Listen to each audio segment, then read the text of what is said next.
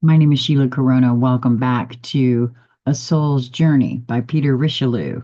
For those of you who are following along with me, either on the free PDF, for which you will find a link in the Show More section, I am on chapter 5. I do, however, highly recommend that you obtain the book for yourself. It is available on Amazon. I found the odd thing is that it wasn't available originally when I first found the book, and now they're everywhere. So, um, if you are catching this one for the first time, you can begin at the first chapter. You'll find it all on this channel in a playlist entitled A Soul's Journey. So it begins. It was no use. Last night I made all my preparations and concentrated on seeing myself in a mirror, but this morning I remember absolutely nothing. I went to sleep almost as soon as my head touched the pillow, for I suppose I was tired after all the concentration on my report yesterday, and it seemed only a very short time before I awoke this morning, bright and early after a dreamless night's rest. Yes, not even a dream disturbed my slumbers, and I must say I'm disappointed, though possibly I was expecting too much. In an hour's time, my Indian friend will be here, and perhaps he will explain why I failed last night in such a dismal fashion. Just at 11 o'clock, as I was looking through my notes, uncertain as to what he would think about them, he opened the door. Obviously, he knew that I was a little excited, wondering whether I had failed to remember a lot about my astral journey, for his eyes twinkled as he asked me if my report was ready. He never seems to laugh, though his eyes often smile, and there is no doubt at all about his having a very highly developed sense of humor. Having read my notes, he complimented me on having remembered so much and said that for a first attempt it was distinctly above average. I asked him if I had forgotten much, to which he replied that I had certainly failed to notice quite a lot when we were under the sea. Also, I had not remembered much of what transpired when we were trying to help the young fighter pilot immediately after he had been shot down. These omissions were unimportant. The main thing that I had provided for myself, the main thing being that I had provided for myself, it is possible to remember what is done outside the body, and the perfecting of the quote bringing through process of the business was now only a matter of time and concentration. But why couldn't I remember anything this morning? He smiled as he pointed out that I must not expect to be successful all at once, and that I must be prepared for any disappointments. Yet, if I were really determined to succeed, he would help me in every way possible. He continued, "Your adventures of the night before last have made my task of describing the astral plane to you much easier than it was before, for now you know from experience something of what I have endeavored to explain to you in mere words. You have therefore learnt the lesson in what we call occult wisdom, which is that you must never believe in a credulous way anything that you are told." Now, that seems like a huge thing right there to me, because that's exactly the way I'm feeling in these moments of now. After 63 years on this planet, I now know that most of what I've been taught, told to believe is true, grow up thinking is true, isn't exactly the way it's been told, if at all. So I feel like that's a huge statement there. You must not believe it either, for that would be foolish. The only method to adopt is to accept as a possibility the things that you are told, then to set about finding out the way to prove those things for yourself, which is exactly what my quest and my journey is all about here now. And I highly recommend that kind of an approach to everyone because honestly, that is what's required to move into sovereignty, to take one's power back from having given it over in the first place, which is what we've all done on this planet, bar none, specifically where it comes to education. We've allowed someone else to tell us what is true and what is not because they have letters after their name and because they went to school and because. Now, what have we proved so far? That is where I wish to begin. You have proved that it is possible to have experiences apart from your physical body. You have proved that death is not what you thought it was. For you have seen your brother Charles, and you know that he is very much alive indeed, though invisible to you, whilst you are functioning in your physical body. You have talked to him, and this should be sufficient proof that he exists in a region where you can follow him at stated times. You are aware that although Charles still knows very little of the astral plane conditions, you could not honestly say he was suffering, nor that his life was a miserable one and something from which a man would naturally shrink. You therefore have taken one step towards getting rid of the fear of death, the fear which makes such a deep impression on so many men living in the world. Even from your present knowledge, you know that death is not the tragedy it is so often called, and that in some cases it might easily be considered not only a relief, but a great blessing. You have seen it for yourself that existence after death is to a great extent governed by the type of life lived in the world.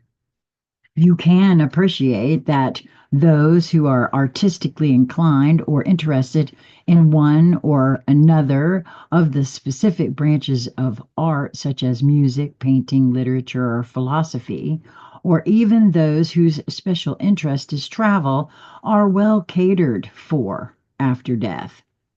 On the other hand, you can also appreciate that those whose lives here are purely material, whose amusements and interests depend on the physical body, who primarily are drawn to sport, to good living, to forms of business which have as their goal the making of money, are going to find time hanging heavily on their hands after death, until they realize that they can develop new interests. I asked, quote, how can one develop? Oh, I see. This is back to Peter asking, how can one develop new interests after death? In the same way as you could have developed them during your lifetime, had you possessed sufficient leisure and the money to provide fees for the necessary tuition. At the astral level, although you have not yet seen them for yourself, schools exist because of the great need of training permanent inhabitants of the world in those interests which they lack for the life that is before them. These schools serve a dual purpose.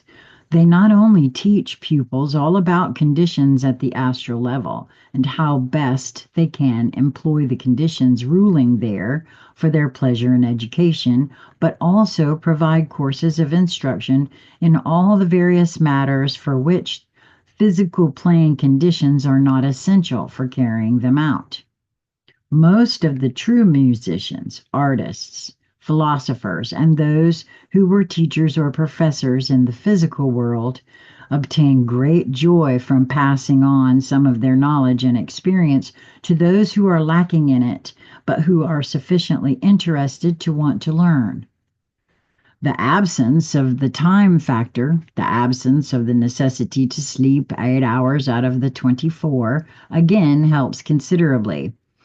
If experts in their particular subjects give even as little as 3 or 4 hours a day to training new students, The time given is in no way a hardship, for they still have the remaining 24 hours the remaining 20 hours out of each day for their own devices.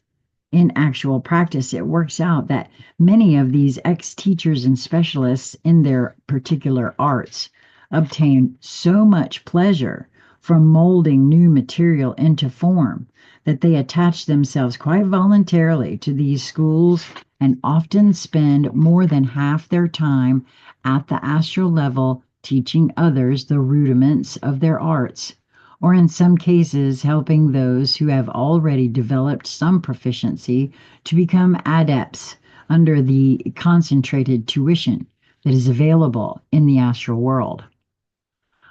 Not only do these schools play a tremendous part in the life of the astral world, but they undoubtedly influence the future lives of their pupils. If at the astral level a man has developed a love of any of the arts or sciences, in his next life at the physical level, he is born with the desire to continue that study. And so we find children showing at an early age an enthusiastic aptitude for one thing or another, which perhaps is not in any way a characteristic of their parents. Such such leanings towards an art should always be encouraged. Parents often argue that this enthusiasm should be discouraged, as they themselves have managed to lead successful lives without such dabbling. This is a great mistake. However, and and if the parents perceived that the craving of the child is a perfectly natural one, that it is really only anxious to carry on with the training which was begun during its last astral carefree life, they would probably realize that such cravings should be encouraged and not squashed as so often they are. Again, I feel like that's due specifically to the programming and conditioning that we all have or that we all receive in regards to that, you got to make the money. Um, Both in this world and the next, we are all the time progressing and making our future lives happier and fuller. The permanent inhabitants find out these schools in different ways. The permanent inhabitants find out about these schools in different ways, and always at a stage when they are of most use. When they first realize that they are living in the astral world, it is quite useless to mention such things to them, for they will at once assure you that they have no desire to go to school again. They want to enjoy themselves. For the first few months, the opportunity of traveling around the world and seeing all the countries they had not had the chance of visiting whilst they were in this world usually satisfies them. You will remember that Roy Chapman, your brother's friend, admitted that at times he felt bored. He had done all these things. He had made a few friends, of course, and enjoyed taking them out to dinners and shows, to picnics and the like, but that palls after a time. Roy was a keen golfer in his lifetime, but golf is not the interesting game in the astral world that it is here. Such a man as Roy will certainly tire of all the things that he has been doing for the last 6 months or so. And when he does, he will not hesitate to express his boredom to others whom he meets in the world.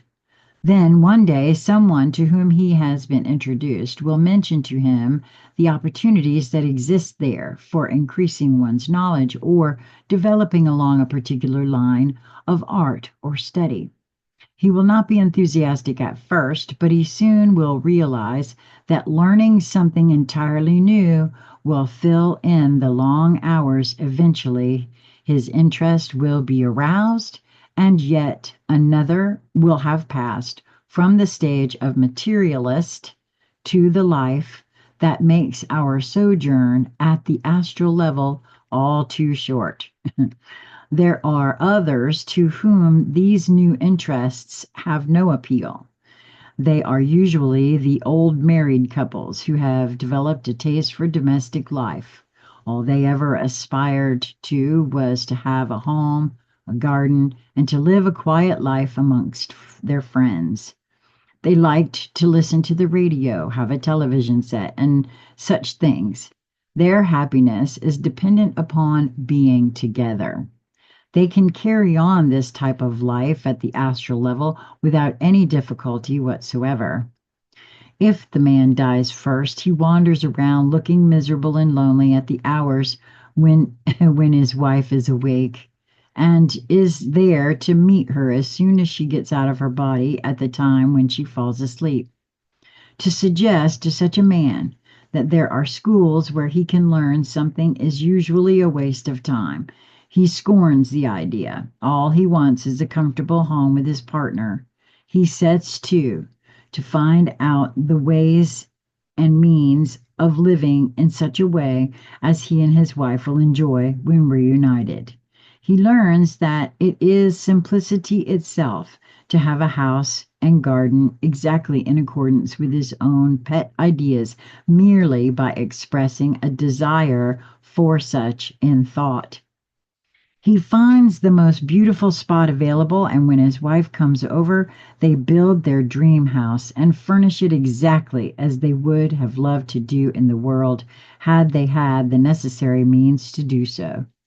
Now a thought produces just the things they desire, and frequently they think of wonderful labor-saving appliances.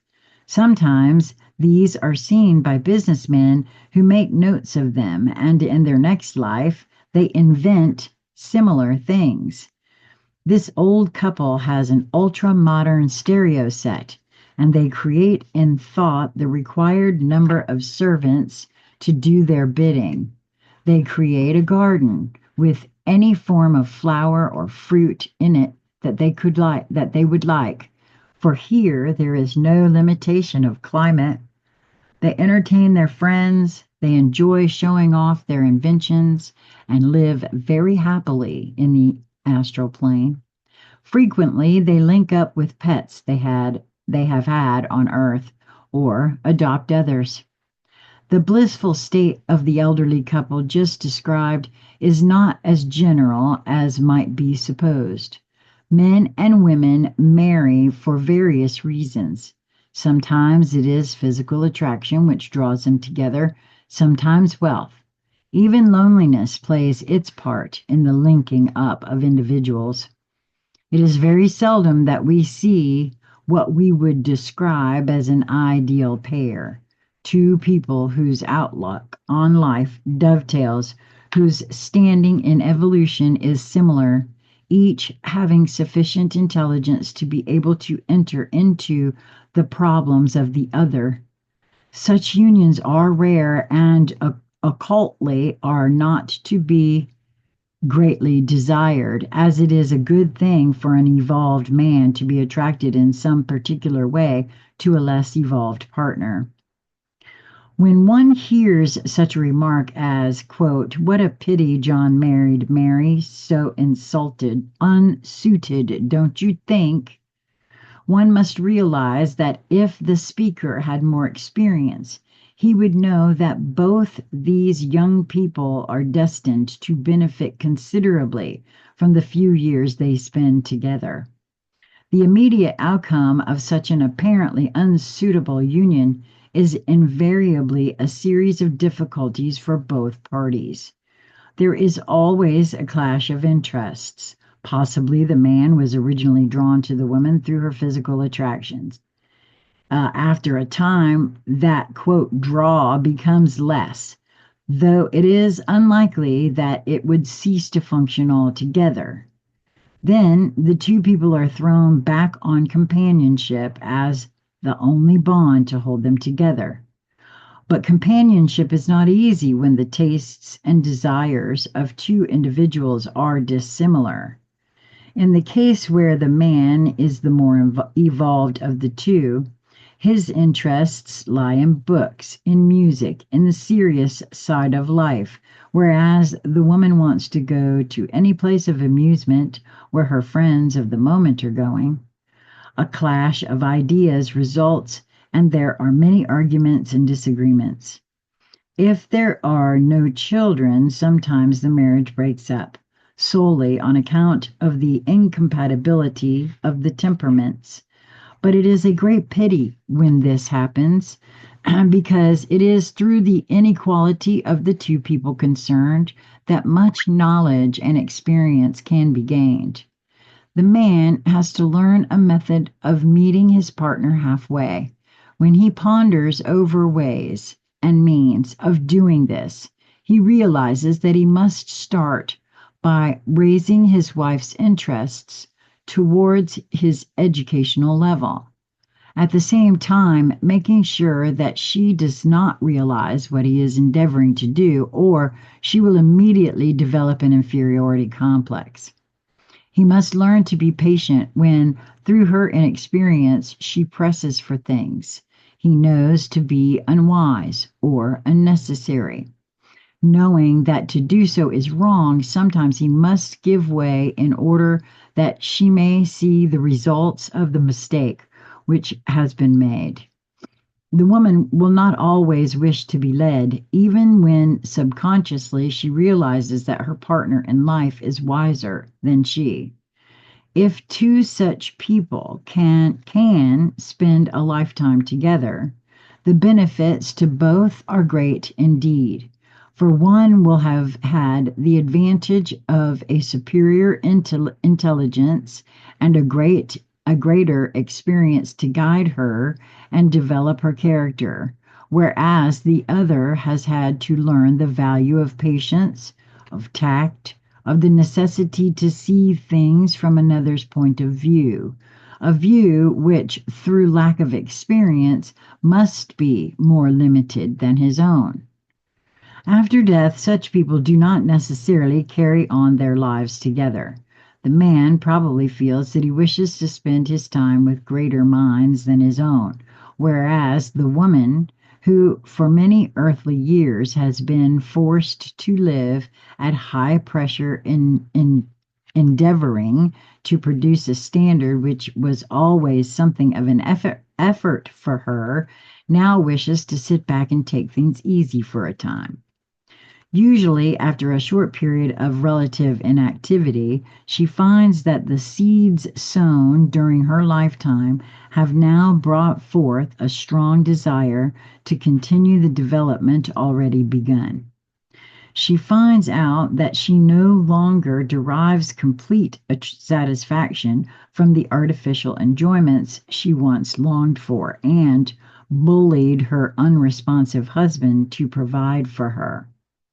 Her mental appetite has been whetted, and she finds it impossible for her to go back to the standards which were natural to her at the time of her marriage on the physical plane. She will tell you that she did not have a particularly happy life, but now that is over. She will be glad that fate decreed that the experience should have been hers. It often happens that two people who have lived together for a whole lifetime do not contact each other again, either after death or in future lives. Each has served the other. Both have benefited by being brought together for a period of time, but their outlook on life is too different for either to be naturally attracted to the other. Now, I find that very interesting. Mostly because I feel at this point in my life, I feel like they're almost all the beings that I've encountered, I've either known in some way, you know, at some point in my existence.